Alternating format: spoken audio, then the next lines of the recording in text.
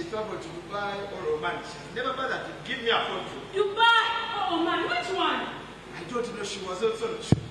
Oh, if she was there for employment, there are so many other ways. You tell them, please. I don't know.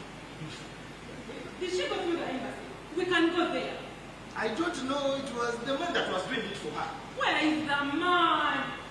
I don't know. The man just used to come here. Oh my God. They're evicting us. Move on to say what you were doing.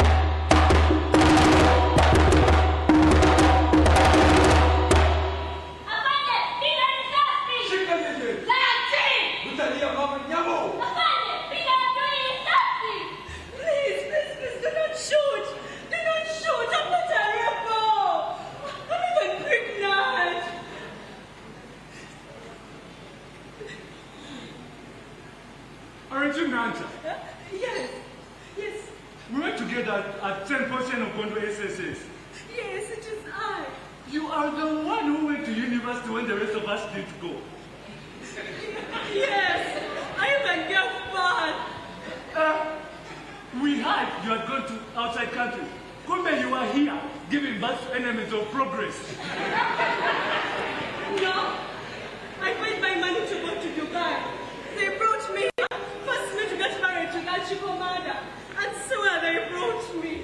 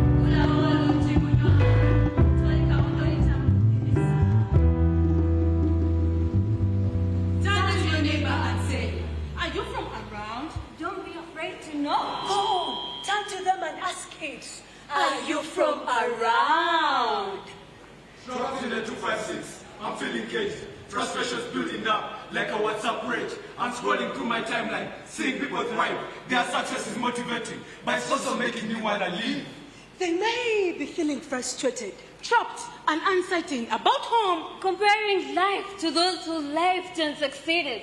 Go on, turn to them and ask it. Are you from around? A siren's call of greener pastures beckons me to leave the struggle and find serenity. But caution whispers, beware of the unknown and the risks that lie like a predator out there. It is okay to be attached to the idea of starting anew. Not with all the challenges and uncertainties back home. But do you know the opportunities and risks? Go on, turn to them and ask it. Are you from around? Why did I leave home? I was free. At home, even a fool can survive. Back to 256. The wise fool way with his dollar spent and his heart content. Leaving home is a big deal. Consider it, learn it, prepare. But as you wait, focus, school yourself. Skill makes a better migrant. Be our best wherever.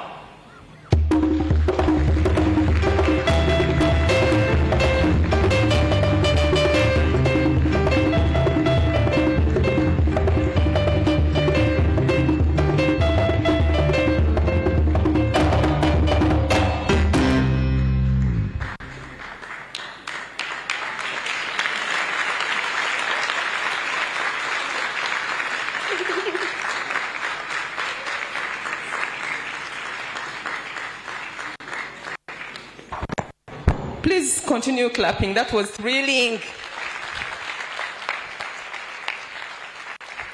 I've seen some people are not clapping. It seems like they didn't enjoy. But while that is still being digested within ourselves, I would like to call upon Sarah to introduce to us our guest of honor, because that is a bigger shoe, not for my pay grade. Sarah, you're welcome. And here's the mic for you to, there's, I just wonder, is there a mic there? No. Thank you. Thank you so much. And really, this was a very touching and great art. So thank you really for that to the artist for sharing this also crucial message with us. Honorable Chief Guest, partners, colleagues, participants, all protocol observed, good afternoon to you. As we come to one of our highlights, our chief guest today, I must say that until now I think we had a lot of good discussions, debates and information in different ways of whether it was through the debate or whether it was through the art, the cultural performances this morning from the Burundian group. And it was all bringing us more closer to what migration and regular pathways mean and their role for inclusive development. Our theme, Advancing Regular Pathways for Inclusive Development, speaks to a global call for migration to be safe, dignified, and mutually beneficial. Today's discussion has illuminated the opportunities that regular pathways provide, not just for migrants, but for host communities and the economy as a whole. From the thought-provoking university debate and from this enriching art piece that we have just seen, we reaffirm that migration is not just a challenge, but a transformative opportunity when managed with a vision, partnership and inclusivity. From the session today, we have seen that, firstly, the need to strengthen policies and frameworks that facilitate safe, regular and orderly migration, that encouraging multi-stakeholder collaboration among government, private sector, civil society, academia and the migrants themselves is crucial, and amplifying the voices and success stories, the benefit of migrants for development as vital contributors to Uganda's cultural and socio-economic fabric is vital. To our partners, the government agencies, UN bodies, NGOs, academic institutions and the private sector, your commitment to supporting migrants and fostering a better understanding of migration challenges is invaluable. To the youth, whose energy and ideas shape today's debate, you are the future champions of policy, advocacy and action. Your engagement reminds us that the conversation must continue long beyond this day. Let us remember that migration is a shared responsibility and a shared opportunity. By advancing regular pathways, we are not only ensuring the rights and dignity of migrants, but also paving the way for sustainable development, unity and prosperity. Together, let us commit to turning today's discussion into action, ensuring that migration remains a bridge to opportunity and not a barrier. I would now like to take this opportunity to thank and invite our chief guest, Honourable Minister of State for Labour, Employment and Industrial Relations, Honourable Esther Anyakunda-Davinia, to give her remarks. Let me shortly share some points on this remarkable person that will share with us the remarks in a little bit. Honourable Esther Anyakunda-Davinia serves as Minister of State for Labour, Employment and Industrial Relations for Uganda from March this year. She previously held roles in disaster preparedness and refugee management. A member of the Ugandan Parliament, she has been actively in various committees and associations, including Ugandan Women Parliamentarian Association and the Refugee Response Framework Steering Committee. She is also a firm advocate and leader on promoting regular pathways internationally. She just comes back from Geneva, where she shared Ugandan's leadership with the the UN member states and IOM member states at the Council and with our Director General in order to discuss about the possibilities of regular pathways and also the need of ensuring the human rights for migrant workers abroad as well as returnees. You are an inspiration for us, Your Honor, and I'm happy that you are here today with us and share as our chief guest. Please, the stage is yours.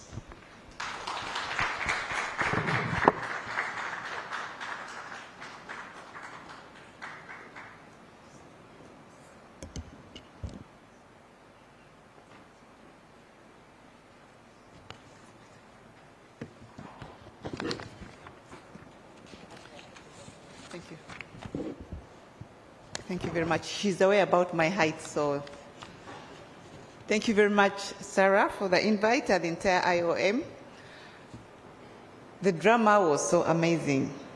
Let's clap for them again.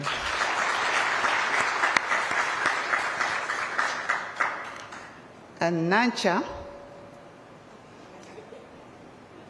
really made fun of it. She didn't deserve to go with unregulated, unlicensed companies. That's why she ended up being where she was. And this is what we're advocating for as government.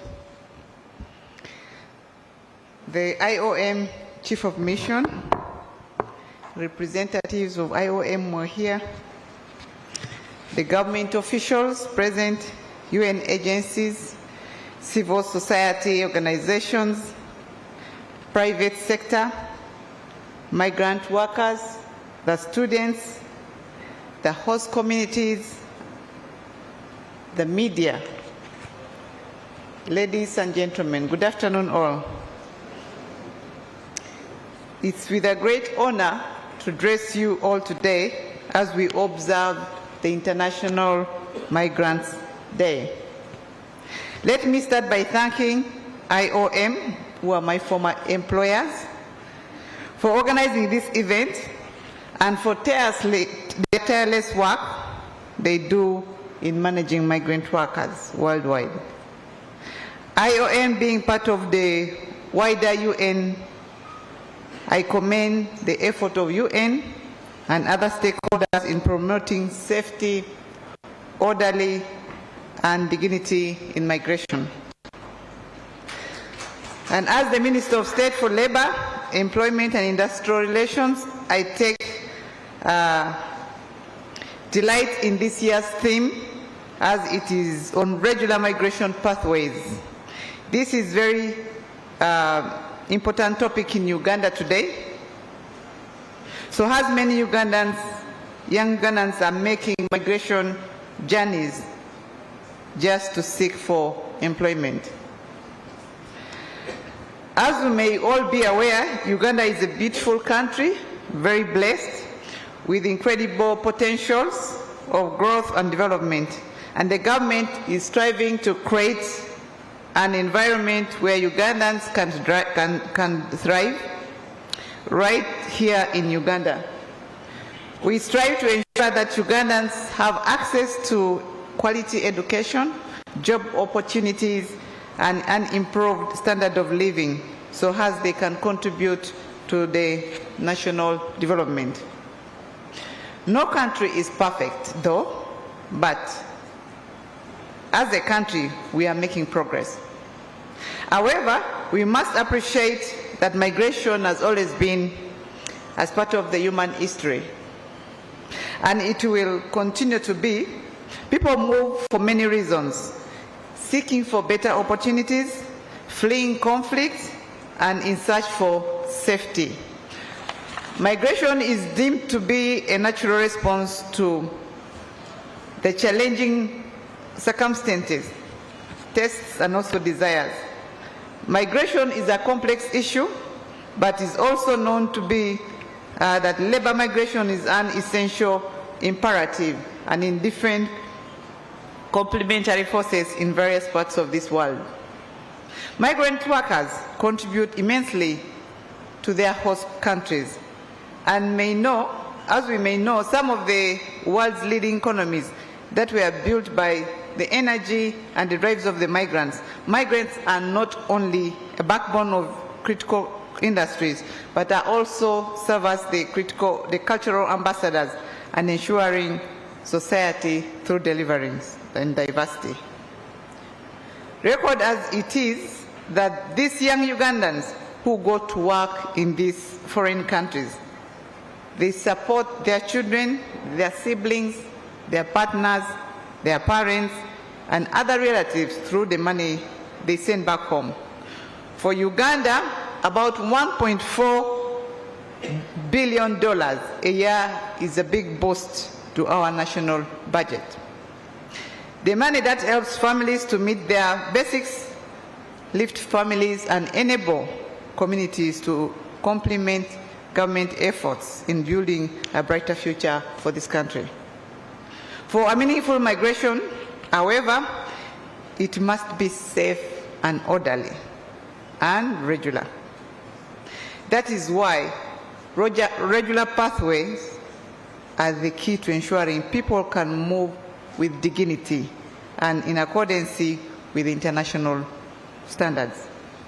As government, our focus now is on having clear, accessible, and regulated migration channels in collaboration with IOM and United Nations and other partners here.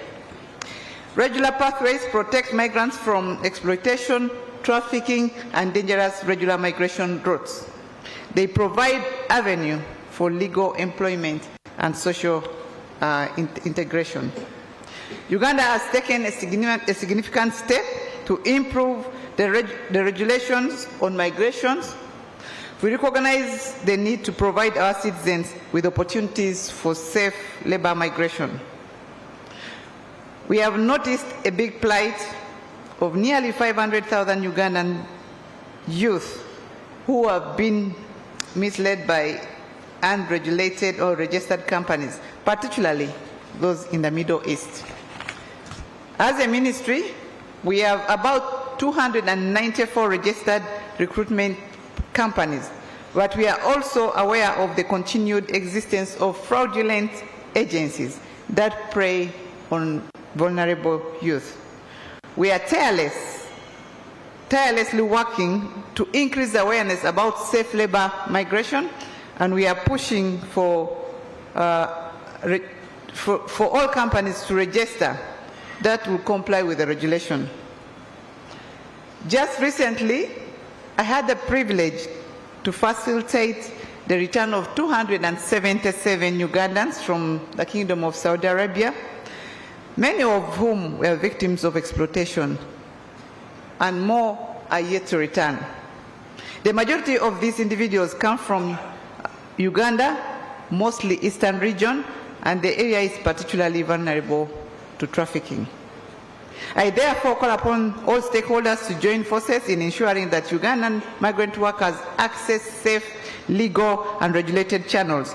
The government is committed to empowering our youth through programs like the PDM, that is the Parish Development Model, and the Youth Livelihoods for Self-Employment, that is under the Ministry of Gender, and also EMIOGA, to search for, to reduce on migration in search for jobs.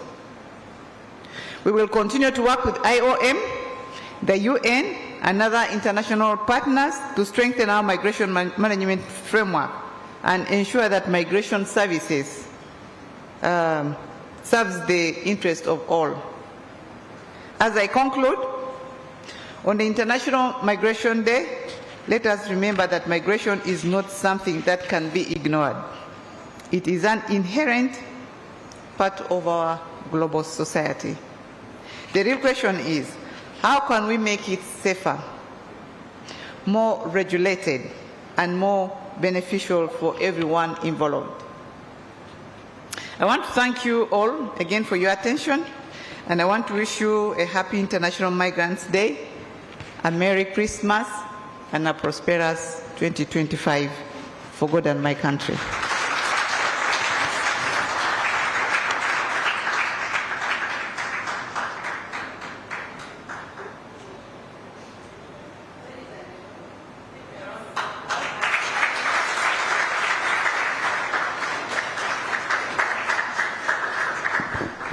Thank you so much, Honorable Minister.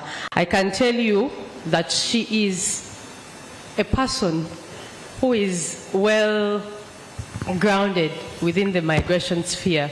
And Honorable Minister would like to give you a bit of the room. Within the room, we have people from different walks of life and people from different communities. Starting with our migrant communities, and I will request this particular community specifically to just stand up for recognition. Amongst us, we have the Burundian community. Earlier, we had them perform their usual drum dance, which hopefully they will when we are going to the exhibition later on. The team from Burundi, led by their team leader, Mr. Damien. I know the dancers are outside, but that is Mr. Damien. He's the team leader for the Burundian community within Uganda, and they've been with us for the past 3 Migrant Day celebrations. We have the team from Congo, led by Mr. Jean. If you're from Congo, please just, I know Joycelyn is an extension of Congo, having lived with them for a while. Thank you for joining us. Then we have the team from the Somali community, led by Mr. Abdi, just at the back. Thank you for joining us. They're here to celebrate with us, just like they were with us in the past years.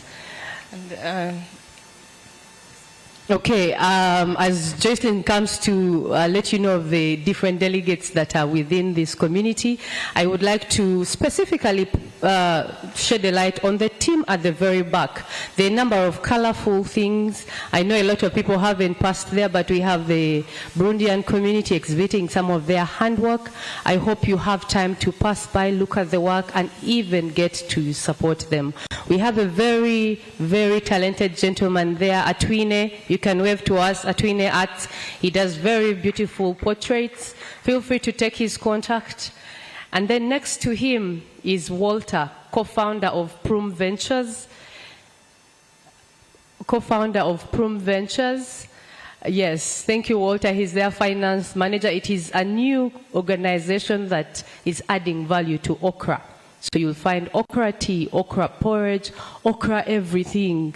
And I know okra transverses cultures, West Africa, Northern, and also Eastern Africa. And then, of course, the Burundian team is also exhibiting at the very end. Thank you to our beautiful team. Winnie, you did not inform the minister that, the honorable minister, that earlier on we had exercised our diversity skills. We tried to speak so many languages in this room. And of course, I would like to also, do you know how to greet in Ngakarimojo? I have forgotten everything at this point, honestly speaking. But John is in the house. But I know. John can, yeah. I can try. John, before you come in with your heavy skill, Ejokonoi. Alakaranoi. Yes. So at least I can pass Iriri. I will just nod my head. I can pass Iriri. So just to add on to that, Honorable Minister, before you came, we had the Commissioner for Refugees in the House. And still with us, we still have the Assistant Commissioner, Legal and Inspection, Directorate of Citizenship and Immigration Control, Mr. Okello Charles, is here with us. And then just next to you at your same table, we have the Assistant Commissioner, Immigration and Border Control, Uganda, Mr. Marcelino Wesije Chamtetera. You're welcome. Oh, I was enjoying her introduction. Earlier on, we had the resident coordinator, the UN resident coordinator, Mr. Leonard Zulu. He took his leave, but we got to listen to his remarks where he encouraged partnerships as a way of taking opportunities within the migration sphere. We do have representatives from different universities here. We have representatives from Makerere University. Apart from the team you saw perform here, we had a debate where the different students were engaged. Makerere University, thank you so much. We have Kampala International University. Yes, at the very back there, led by Miss Elena. And then we have Uganda Matters University, the class of migration studies, to be specific. This team is very unique that when they saw some of the work IOM has done on Twitter, one of them, Dickens, inboxed our communications team. This is how passionate they are when it comes to migration and Winnie, related please, without forgetting, we are saving the best for the not last. We want to recognize the presence of Commissioner Lawrence Egulu. He's here with us in person. He didn't send anyone to represent him. Mr. Lawrence Egulu is currently our Commissioner for Employment Services at the Ministry of Gender, Labour and Social Development. Thank you so much for making time to come. Yes, over to you, Winnie, for the next segment. Mr. Commissioner, Mr. Egulu always says that he's part of us. Somehow I thought when I request the IOM staff to stand up for recognition, he would stand along with the staff because he always says he's part of IOM. So if you're from the International Organization for Migration, please just stand up for recognition. If you're from the International Organization for Migration, please stand up for recognition. Thank you so much. Thank you. Honorable Minister is standing because she previously worked with IOM and how migration works, the steps someone can take. We do have people from different private entities, NGOs, and the UN. That being said, let us roll into our very next session, which is the panel discussion. Allow me introduce and welcome the moderator, who will introduce the panelists and have them join us at the stage. She's a seasoned counter-trafficking expert in diverse fields of migrant protection and assistance. I think most of us know who it is. Her portfolio runs for more than 14 years. She's worked in Kenya, she's worked in Congo, she's currently working in Uganda, but most importantly, she's worked in the psychosocial care field for migrants. She's worked in the camp coordination, she's worked in camp management. She's also the National Program Officer for the Migrants and Protection Assistant for IOM Uganda. Her CV is very long, you guys. If I read it all, we might have another 10 minutes. But we know that she has strongly had a hand in leading the team that handles the national coordination mechanism together with the OPM. And she has also been involved in the National Task Force on Trafficking of Persons. And she is the focal point in Uganda on that. Ladies and gentlemen, let's put our hands together to welcome Joycelyn Karonji. Currently, she's a Zulu. Thank you. So thank you so much, colleagues. This is another hat I'm putting on now. I'm not an MC. I'm a moderator. I would like to say it's a blessed moment. I think God wanted our minister, Honorable Minister, to follow this, be part of it. So we want to welcome you in a very special way for being part of this panel discussion. We have quite a number of key and resourceful people that are going to take us through different migration topics. And the theme of our panel discussion is harnessing regular migration pathways. We're going to look at the opportunities for prosperity and the challenges for implementation. So to take us through this very important segment of discussion, we have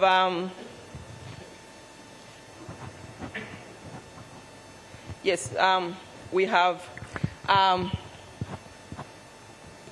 our very own IOM, stroke Minister of Gender, Commissioner Lawrence Egulu. Ladies and gentlemen, Commissioner Lawrence Egulu is the current Commissioner for Employment Services in the Ministry of Gender, Labour and Social Development, the Republic of Uganda. He is a development and policy economist by training with over 30 years, of rich experience. So he's really a reservoir of knowledge. in economic and social policy and operations in the public and private sector. Hands together, let's welcome Commissioner Gulu. Thank you so much.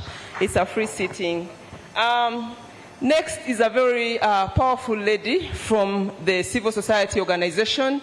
It's always nice for us to have these partnerships with whom we think through issues to do with migration. I would like to welcome a seasoned human rights development lawyer with 13 years of experience. Now you know what is awaiting us. We have years of experience here. And command in articulating dynamics of legal and policy framework at the national, regional, continental, and even global level on tropical and contemporary issues. She's currently serving as a manager, rights, social, and accountability at the Platform for Labor Action. And then also she's the deputy ED at the Katipu, which is a coalition against trafficking in persons in Uganda. Welcome, Madame Bwite Lydia, to come and speak to us through the migration topic and sharing different experiences in this segment. Talking about partnerships, it's a free sitting, so you're welcome. We also have, along our line of work on migration, we also have migrants who usually tell us the exact stories of the movements, of the experiences that they have been able to undertake. And to speak to us about these things, we have a former migrant. This is going to be a beautiful experience. So we have a former migrant worker in the Kingdom of Saudi Arabia, a pre-departure orientation trainer for the last 7 years and still counting, a businesswoman, and a Secretary General for the Federation of All Ugandan Migrant Workers Associations. Please welcome with me Madam Sambu Sumaya Kuraish, who is going to share different experiences with us. Ladies and gentlemen, we also have other practitioners in the room, and we have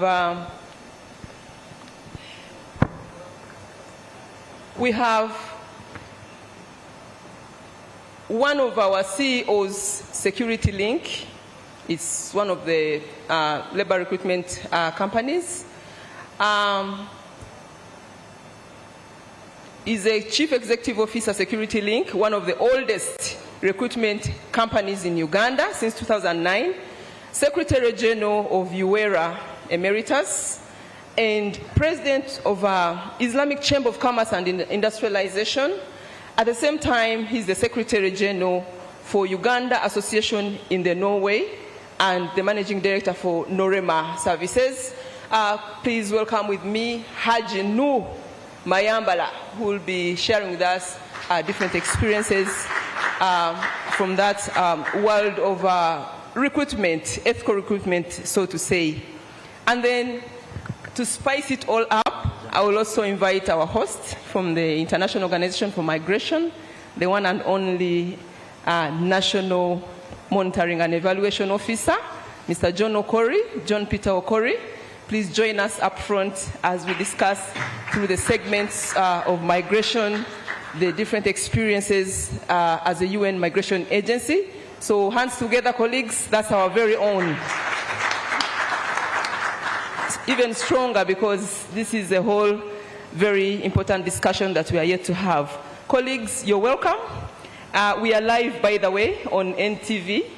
So those who are following us, I would like to share with you a link, or maybe our IT colleagues could project it, but www.ntv.co.ug/Uganda/NTV-live. You should be able to follow through this conversation. I want to welcome you. I want to thank you so much for making time to prepare. You have prepared to speak to us, and we have quite a number of selected topics that we want to touch base. I pray that we honor time, because I just want to accord any of us, all of us here, to use 5 minutes each. So mindful that the minister has other errands to undertake. So we should be able to cut our long stories short and talk about the very serious highlights relating them to the IMD. I want to welcome you, and I want to kickstart this whole conversation with government. Government, you're going to insert for us the password by talking to us. There's a certain picture that Commissioner Igulu had requested to be projected, so my colleague Comfort, I would request that you project that picture because he's going to speak into it, sorry. So, dear Commissioner, thank you so much for the good services that you offer from your end, including the policies that we have in place to cater for migration aspects. So we would like to learn from you, what are Uganda's current initiatives in promoting regular migration pathways? What could those initiatives be currently, whereby Uganda is promoting regular migration pathways, and how effective are these pathways? Over to you, thank you. Thank you very much, Jocelyn. We are all migrants, so happy International Migrants Day to everybody. Obviously, it's an honor to speak before my minister. I sit next to her in her office, so I hope whatever I'm going to say will be good news to her ears. I'm not seeing the screen, so I'm not so sure whether it's come live. Yes. Now, I'm sure all of you know somebody called Spire. Now, that is his signature caricature in as far as employment in this country is concerned. As you can see on the left, you know, the girl is so excited, you know, graduation day. And by the way, I graduated 30 years ago, so please don't, I didn't do that because by then we didn't have some of those facilities. So obviously down the line, she discovers that there are no jobs in Uganda. So what happens? We look for other pathways. And then unfortunately, most of them are the wrong pathways.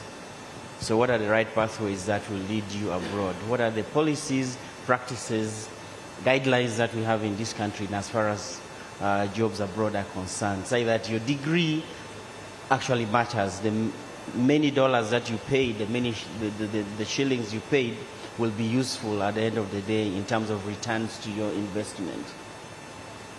So the number of, you know, Uganda's unemployment rate is about 16% for young people. Now, when you talk about unemployment, as an economist, or as economists, you'll realize that that masks a lot of deficits in there, because the classical definition of unemployment in itself problematic, because it's about, you know, were you engaged? Were you looking for a job? Were you available for a job? And you didn't get it over a reference period. So that reference period could be a month, a week, a year. So it's problematic because we're also looking at how much you're getting in Uganda. The median wage in Uganda is 260,000 shillings a month. That in itself is a starvation wage, compared to a job of a maid, a domestic worker in Saudi Arabia, which is 900,000. So all of you graduates definitely will find yourself, if you're looking for only salary, then it's better you go and work in the Kingdom of Saudi Arabia. But of course, then there are issues. How do you get there? So the laws and regulations in this country exist. And, you know, Uganda is very good at making policies and laws. It's the problem of implementation. And it's the problem of the publicity of that information. The young people here who acted, that's the situation. We have the laws in place, we have everything in place, but people still go through the irregular pathways. As we speak now, there are Ugandans stuck in Myanmar, you know. I don't know how they got there, but they got there. But the thing is that they're not only Ugandans. I just learned from the Ethiopians that they're also Ethiopians stuck in Myanmar, and Nigerians, and Kenyans, and Eritreans. You know, how did they get there is another story. But of course, there are many ways that people get through the underground and eventually find themselves in very difficult situations. So what do we do? Whether you went the wrong way or the right way, Honorable Nyakun will get you back. You know, so that's why she was in Saudi Arabia and got that amnesty, for instance, for a number of migrant workers who had gotten themselves stuck in Saudi Arabia, unable to come back. So we'll negotiate for you to come back. But try as much as possible not to get yourself in situations like that. Check with us. You know, we have the External Employment Management Information System. Uganda is not the worst country, by the way, in terms of life, or so you might think. It's only when you arrive out there, then you realize, oh my God, I think I have a very beautiful country. I called the Republic of Uganda. So people think, any job out there, you go to the arcades and you get yourself into issues, just like these young people were able to do. They don't know whether they are going to Oman or to Dubai or to United Arab Emirates or to the Middle East or to the Gulf Cooperation countries. So that element of confusion already in itself tells you that people don't have enough information. So we do a lot of, sensitization of potential migrant workers, their parents, the religious leaders, opinion leaders, the business community that go through the regular pathways through regular, regulated and licensed companies like what Haji Mayambala has. But again, sometimes people think, that's too long a process. If you are going to go through that long process, this Haji who is available to take me to Canada tomorrow, guys, there is no job in Canada. Excusez-moi, il n'y a pas. There is no job in Canada. But you will find people coming with jobs saying, I'm going to Canada, I'm going to Poland, I'm going to where? Recently I got somebody who came telling me, I got an appointment to the UN, Ban Ki-moon signed my appointment letter. Excuse me, Ban Ki-moon doesn't sign appointment letters, and he's no longer even the Secretary General of the United Nations, and even if he was, he doesn't do things like that. But you get people who are duped into stories like that. But for the young people, there is hope. This is what I'm saying. We are not just a country of domestic workers. And those are the kind of jobs that we have in the Middle East, for instance, for now. We are negotiating for better and more skilled job opportunities in places like Turkey, in the United Kingdom, in Austria and Germany. Now, those people need more skilled professionals, not just people who are going to clean toilets and bathrooms and so on. So that's where we are going in terms of new job markets, in terms of better skills, in terms of bilateral labor agreements. Please don't just get out and go to any country where we don't have any arrangement. That's where problems start. Okay. There must be a regulated way of getting you there. I could talk for the whole day, but 5 minutes are done. Thank you so much. Thank you so much, Commissioner. And while you were saying that, you mentioned private sector. And the people who spoke earlier on have all added a lot of, talked about private sector very strongly. That is when I want to bring in Lydia, who comes to us from the CSO world, but then also represents the private sector, to come in and tell us what role do we have for the private sector to play? What role does do the private recruitment agencies in particular play in facilitating safe, orderly migration? And how then can we regulate this private sector, tagging it to what Commissioner is talking about? Thank you. Thank you, Joycelyn. And once again, I join. I think I can be heard. Yes, once again, I join the previous speakers to wish each and every one of us a happy International Migrants Day. And thank you for coming. Yes, in terms of the private sector, the role they play, first and foremost, adding on what Commissioner has said, that one of the other regulations or pathways that the government has put in place, I know at least we have some sort of legal and policy framework within which we are operating. And building on that, then what will be the role of the private sector? I don't more Mr. Noor Al-Haj, I don't know if it's Al-Haj or Haj Noor, represents more of the recruitment campaigns. So one, the private sector play a critical role in ensuring fair and ethical recruitment practices, especially when we talk about for those that are migrating for work specifically. So they play a critical role in ensuring, and that's what we expect of them, to ensure that in their operations they are actually promoting fair and ethical recruitment practices. Why? Because the government has put in place laws, at least, and one of those that we expect them to follow, the laid down legal procedures in the recruitment process. Because we want this person who has made a decision to go and work, we want them to be protected. And protection starts from that process of recruitment to ensure that as they kickstart on this journey, they are using the right, actually, procedure. So ethical recruitment practices have different ways of how we measure them going forward. One, that the recruitment agencies should be able to adhere to the laid down procedures.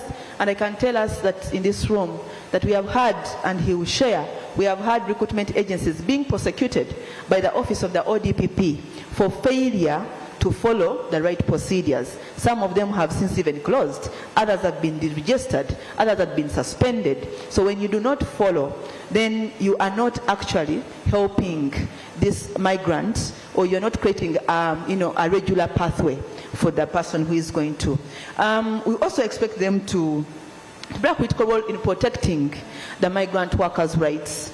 It does not only start and end with the recruitment process, but also even in the whole process of recruitment, the whole process of departure, the process of arrival, and even the process of return. We expect that the recruitment agencies will be able to play a critical role in protecting the rights of these workers. That when they are called upon, if a migrant is placed somewhere in, let's say, Saudi Arabia, it calls upon company A to say, I am in distress, I am facing this challenge, we expect that as one of the regular pathway is for this particular company to actually respond and be able to support this migrant who is in distress, perhaps of course working with the government institutions or structures to ensure that this particular person is actually protected. And so they have to play the protection, but while working with the government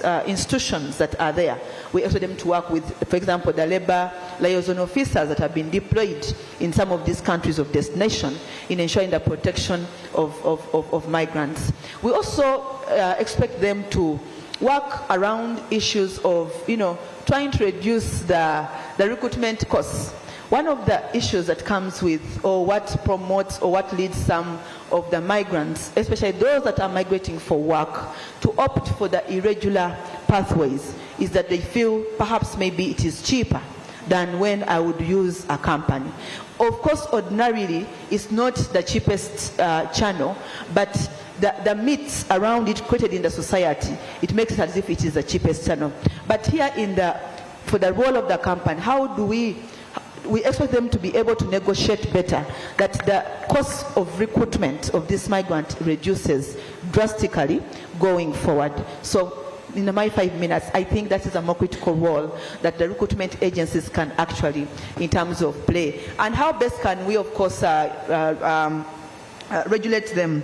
One, like I said, government, as one of the pathways is that the government has put in place at least the laws and policies. And therefore, beyond the laws and policies, we also expect some standards. For example, setting standards of fair and ethical recruitment practices for the recruitment companies. That then also would translate into them setting up, company-based policies that are able to, incorporate these standards that have been set by the government of Uganda going forward. And even international standards, by the way, because we have the government standards are based on the international standards. So we expect that we have those standards set and we adhere them and guide them going forward. But monitoring their activities is very key as we move forward. Monitoring the activities of the recruitment companies is very key, because in those activities, that's where the flows come in that again deviate us from regular pathways to migration for those that are going to work for labor. Critical monitoring, and that then calls for us, the ministry or the unit that commissioner leads, to be able to have enough staffing that is able to monitor. That is able to monitor their activities and is able to remind them of their duties going forward. But if the unit is not well staffed, right now, Commissioner is speaking about, or we are speaking about, over 400 companies registered. So I don't know, the last I checked in the Commissioner's unit, I don't think there are more than 30 staff in that particular unit. But just imagine, you have 400 companies that are, been licensed to be able to do that work of taking people abroad. If they are not well monitored, that's why we have had flaws and leading to the prosecutions from the office of the ODPP. So a critical monitoring of the activities of these recruitment companies will go a long way in ensuring how we regulate them. Thank you. Thank you so much, Lydia. Thank you so much.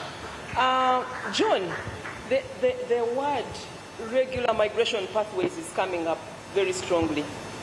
And we know that IOM recently launched its strategy. And it has this word in there, at least I've read it. But then it focuses so much on the SDG 10.7, safe, orderly human migration.